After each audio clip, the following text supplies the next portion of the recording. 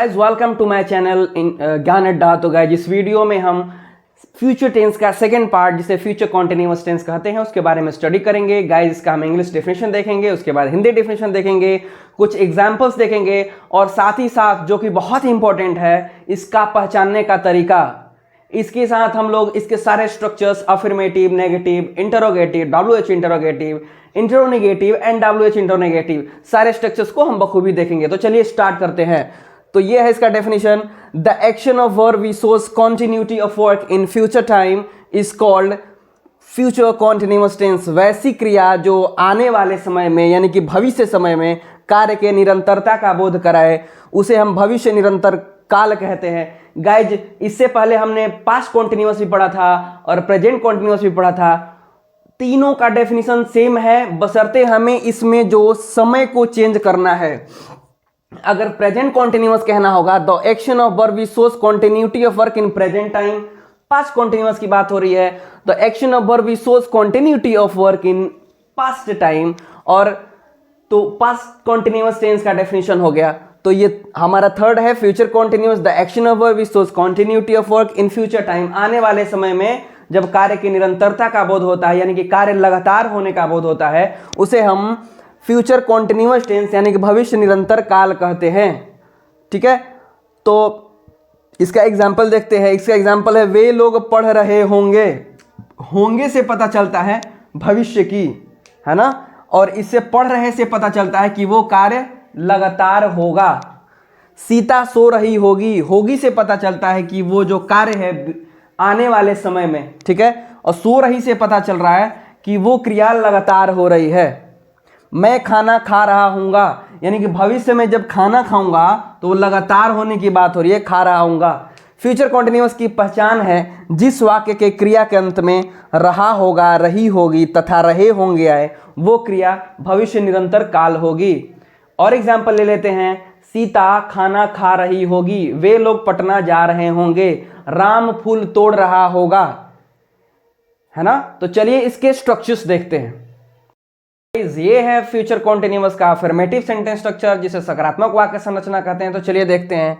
Subject plus shall oblique will plus be plus B4 plus object oblique other word. Guys subject के according shall लगता है कि will लगता है। मैं फ्यूचर इंडेफिनिट टेंस में आपको बता चुका हूं, फिर भी मैं अभी बता देता हूं कि अगर फर्स्ट पर्सन हो, आई और वी हो, तो उसके साथ हम शैल का इस्तेमाल करते हैं। बाकी सबके साथ सेकंड पर्सन का यू हो या थर्ड पर्सन का ही, शी, इट या नेम या प्लूरल में दे हो, कोई भी आई वी के अलावा जो भी सब्जेक्ट आए उसके साथ हम विल का इस्तेमाल करते हैं।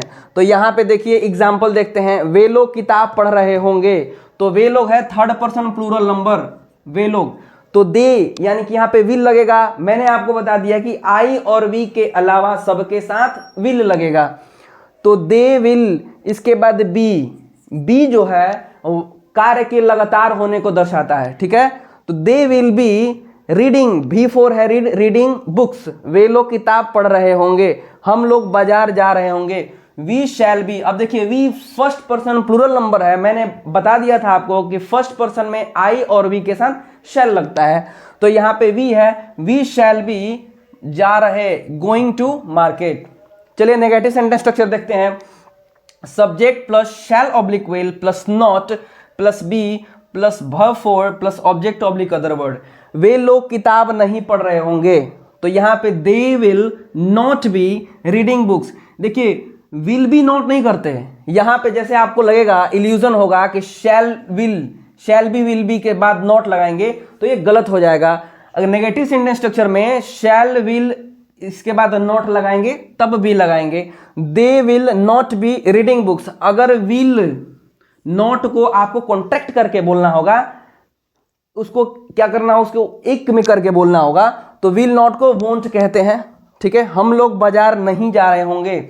We shall not be going to market. अगर शैल और नॉट को एक साथ बोलना है, कॉन्ट्रैक्ट करके बोलना है, तो शैल नॉट को कॉन्ट्रैक्ट करते हैं तो शैंट कहते हैं। We shan't be going to market. चलिए इंटरोगेटिव सेंटेंस स्ट्रक्चर देखते हैं जिसे हम प्रश्नवाचक वाक्य संरचना कहते हैं। प्रश्नवाचक संरचना में सबसे पहले क्या आता है। एग्जाम्पल में क्या वे लोग किताब पढ़ रहे होंगे, तो सबसे पहले यहाँ पे विल होगा, क्योंकि दे के साथ विल का इस्तेमाल होता है। विल दे बी, यहाँ पे स्ट्रक्चर है shall oblique will plus subject plus be, ठीक है। तो विल दे बी, इसके बाद रीडिंग बुक्स, रीडिंग क्या है, वर्ब 4 है, इसके बाद ऑब्जेक्ट है books, will they be reading books. Next example है, क्या हम लोग बाजार जा रहे होंगे, तो हम लोग के साथ शैल लगेगा, shall we be going to market, ना कि शैल बी वी, है ना। तो कभी भी बी का इस्तेमाल करेंगे तो शैल के बाद सब्जेक्ट, इसके बाद be, shall we be going to market. चलिए इंटेरोगेटिव सेंटेंस स्ट्रक्चर, हमने इंटेरोनेगेटिव सेंटेंस स्ट्रक्चर को अब हमें देखना है। गाइस ये है इंटेरोनेगेटिव सेंटेंस स्ट्रक्चर, जिसमें प्रश्न भी पूछा हो जाता है और उसमें ना भी आता है। एग्जाम्पल के रूप में, क्या वे लोग किताब नहीं पढ़ रहे होंगे, यानी कि प्रश्न भी पूछा गया है और ना भी है। तो इसका स्ट्रक्चर पहले देखते हैं, shall oblique will plus subject plus not plus be, है ना। क्या है, shall oblique will plus subject plus not plus be for plus object oblique other word. Example में है, क्या वे लोग किताब नहीं पढ़ रहे होंगे, तो क्या होगा, दे के अकॉर्डिंग विल होगा, will they not be, will they not be reading, पढ़ना को रीड बोलते हैं, बी फॉर होगा रीडिंग बुक्स। नेक्स्ट एग्जाम्पल है, क्या हम लोग बाजार नहीं जा रहे होंगे, shall we not be going to market. ये है WH इंट्रोगेटिव सेंटेंस स्ट्रक्चर, जिसका अर्थ होता है कारण बताओ, प्रश्नवाचक वाक्य संरचना। तो इसका स्ट्रक्चर है WH word plus shall oblique will plus subject plus be plus verb 4 plus object oblique other word. Example के रूप में, वे लोग कहाँ पढ़ रहे होंगे, कहाँ है वेयर, जिसको हम WH वर्ड कहते हैं। देखिए यहाँ पे WH वर्ड है ना, तो इसको WH वर्ड कहते हैं। वेयर, इसके बाद शैल विल किसके अकॉर्डिंग लगेगा, तो दे सब्जेक्ट के अकॉर्डिंग लगेगा।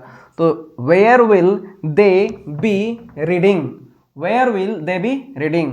नेक्स्ट एग्जाम्पल है, हम लोग कब सो रहे होंगे, ये व्हेन है, WH वर्ड है, व्हेन, इसके बाद हम लोग है ना, हम लोग के अकॉर्डिंग क्या लगेगा, shall, when shall we be sleeping.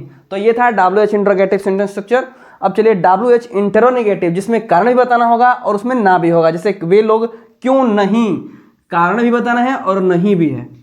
तो इसका स्ट्रक्चर क्या है, WH plus shall oblique will plus subject plus not plus be plus verb 4 plus subject oblique other word. तो इसका होगा वाई, क्यों का होता है वाई, इसके बाद दे के साथ विल लगेगा, why will they not be sleeping.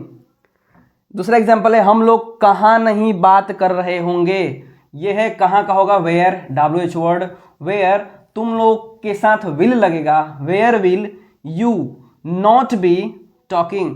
अगर आपको विल और नॉट को एक साथ कॉन्ट्रैक्ट करके बोलना होगा तो वाई विल नॉट को वोंट कहेंगे, why won't they be sleeping. यहां पे है where will you not be talking, तो विल नॉट को भी वोंट कहेंगे, where won't you, won't WON, इसके बाद apostrophe T, where won't you be talking. तो गाइज ये था फ्यूचर कॉन्टिन्यूअस टेंस का पूरा स्ट्रक्चर। होप करता हूं कि ये वीडियो आपको पसंद आया होगा। अगर पसंद आया होगा तो please don't forget to like, share and subscribe. Thank you so much.